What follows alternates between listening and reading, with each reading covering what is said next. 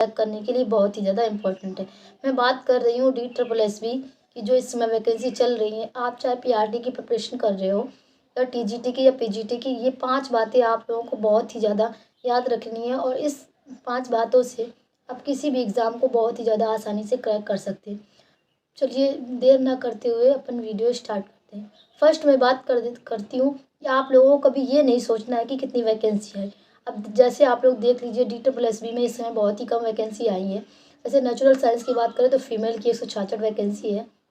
Maths में, English में, हिंदी में सारी कम कम वैकेंसी है। तो आप लोगों को ये माइंड सेट नहीं करना है कि इतनी कम वैकेंसी है और इसमें मेरा नहीं होगा, क्योंकि बहुत से लोग यही सोच लेते हैं कि नहीं, इतनी कम वैकेंसी मेरा नहीं होगा। आप लोगों को सिर्फ एक ही सीट तो लेनी है। यही सोच के बहुत से लोग फॉर्म नहीं अप्लाई करते हैं, इसी वजह से कि शायद मेरा ना हो। ये शायद और ये काश बहुत ही ज़्यादा अपने माइंड को डिस्टर्ब कर देते हैं कि काश अगर आपने आज मेहनत नहीं की और कल का अगर कोई और सफल हो गया तो आप लोगों को यही लगेगा काश मैं ये कर लेती। तो अभी भी देर नहीं हुई है। आप लोग अगर DSSB की प्रिपरेशन कर रहे हैं तो आप लोग बिल्कुल ये माइंड सेट कर लीजिएगा, वैकेंसी पे ना फोकस करते हुए आप लोग ये सोचिएगा कि अपन को एक ही सीट तो लेनी है। तो सबसे पहले आप लोगों को ये माइंड सेट कर लेना है। सेकंड मैं बात करती हूँ, आप लोगों को देखना है कि कैसा पैटर्न आ रहा है। 2021 में हुए थे DSSB TGT के एग्ज़ाम। तो आप लोगों को सबसे पहले पैटर्न के लिए आप लोगों को क्या करना है, प्रीवियस ईयर क्वेश्चन पेपर बहुत ही ज़्यादा मोस्ट इम्पोर्टेंट मैं आप लोगों को बात बता रही हूँ। आप लोगों को प्रीवियस ईयर क्वेश्चन पेपर एक बार ज़रूर देख लेने हैं, कैसे क्वेश्चन आते हैं, कौन से पैटर्न में आते हैं, मैथ्स में क्या पढ़ना है, इंग्लिश में क्या पढ़ना है। क्योंकि ऐसे अगर आप अपन करेंगे तो बहुत ही ज़्यादा लंबे चौड़े हर चीज़ बड़ा बहुत ही ज़्यादा सिलेबस है।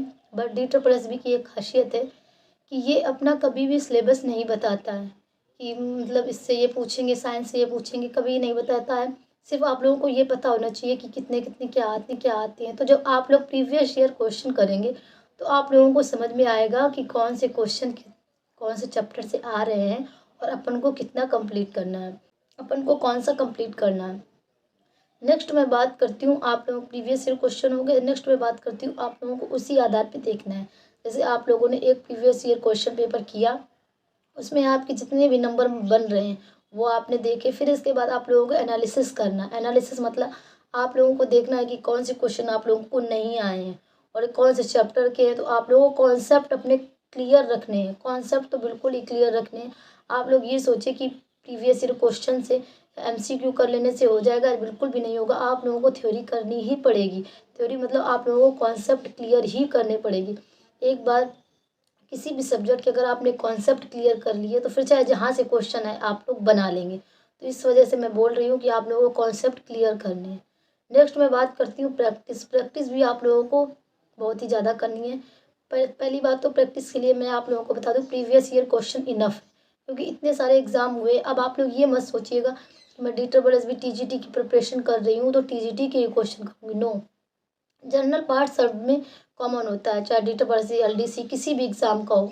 तो आप लोगों को जनरल पार्ट सबका ही 100 नंबर का जो आता है वो सबका सेम ही होता है। तो चाहे PRT हो, TGT, PGT और नर्सरी का वगैरह का किसी का भी हो, आप लोगों को जनरल पार्ट तो सबके ही करने हैं और वो भी प्रीवियस ईयर क्वेश्चन। तो इसमें भी आपके बहुत ही ज़्यादा क्वेश्चन हो जाते हैं, तो वो आप लोगों को कंप्लीट कर लेने हैं। फिर अगर आप लोगों का जो भी पार्ट हो, पार्ट सेकंड में आप लोगों का मेन सब्जेक्ट आता है तो वो आप लोगों को अच्छे से कंप्लीट कर लेना है। मैं बात करूँ DSSB नेचुरल साइंस की, तो इसके लिए NCERT इनफ है। मैं 2 आज सब्जेक्ट की बात करूँगी, DSSB natural science and maths की। तो नेचुरल साइंस में ये होता है आप लोगों को NCERT पे ही फोकस करना होता है, 6 to 12 मतलब 6 से लेके 12 तक। इससे ज़्यादा आप लोगों को कुछ भी नहीं आएगा, इनफ रहता है। और मैं मैथ्स की बात कर लेती हूँ, TGT मैथ्स की। तो TGT मैथ्स में ये होता है ग्रेजुएशन तक पूछा जाता है।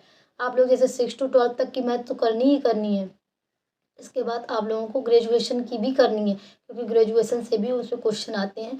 2021 में उसमें ग्रेजुएशन से भी क्वेश्चन आए थे, तो इसलिए मैं आप लोगों को बात कर रही हूँ।